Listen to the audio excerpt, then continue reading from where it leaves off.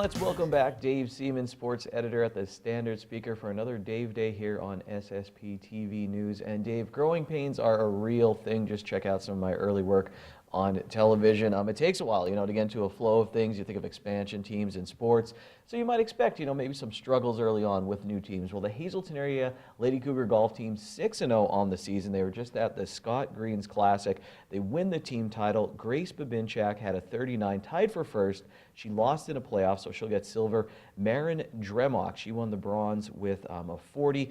Very impressive, Dave, early on for the Lady Cougars, and they're young. I believe both of them are sophomores. Yeah, they're young, but both of them have played a lot. They have experience with the United States Golf Little League. Has got a lot of young golfers into the sport, and they've had a lot of experience with that. They've played in some big time tournaments as part of that program, and I think that's sets the Lady Cougar, not only the Lady Cougar program, but the Cougar program in general up for great things in the future. Local Hall of Fames I want to talk about. Speaking of Tamaqua, Dave, they just released their Hall of Fame class, inducted their Hall of Fame class for the year. Two people who, as I read through every year, I know we talk about this topic every year. I'm so impressed when you just go through and read about these athletes.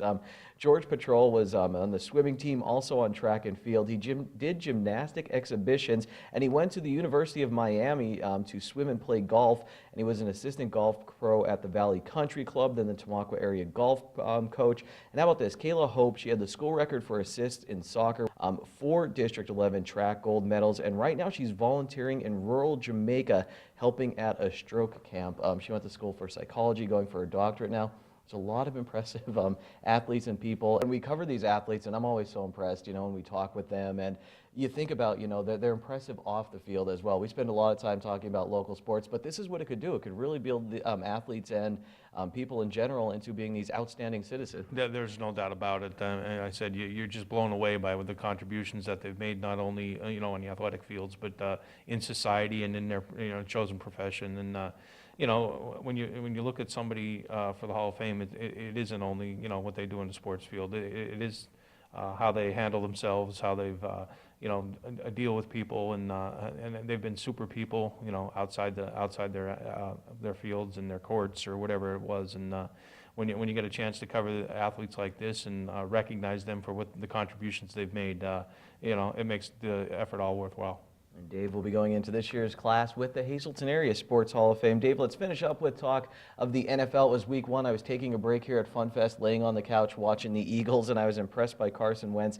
26 of 39, 307 yards. Their defense forced 4 turnovers, but I did read a column in the Standard Speaker today from a reporter saying that, hey, the offensive line, the running backs have to improve for the Eagles. Yeah, the Eagles, I mean, you don't want to be perfect in week one, but it's a team in the Redskins that the Eagles have had trouble with over the last few years, and so to get a win on the road might bode well for the Eagles in the future. Again, they have to make improvements, but every team makes improvements.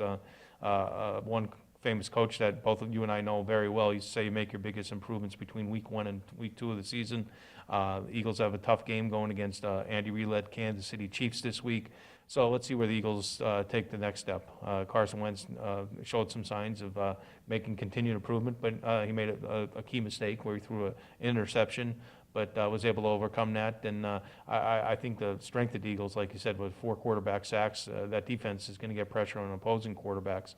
So they can ride that and let the offense, let Carson Wentz get more acclimated with his new receivers, pick up that running game a little bit. And I've said to people, I think the Eagles are going to be surprised during the NFL this year.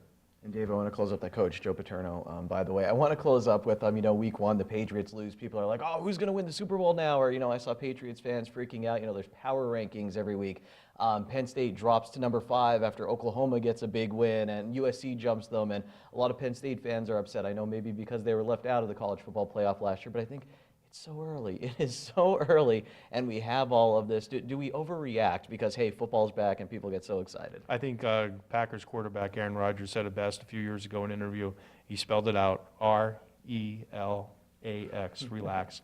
It's early in the season. Things will work out. If the situation is similar in November, and then maybe you get a little bit anxious. But right now it's September. Leaves haven't changed colors yet, so a lot of football to be played.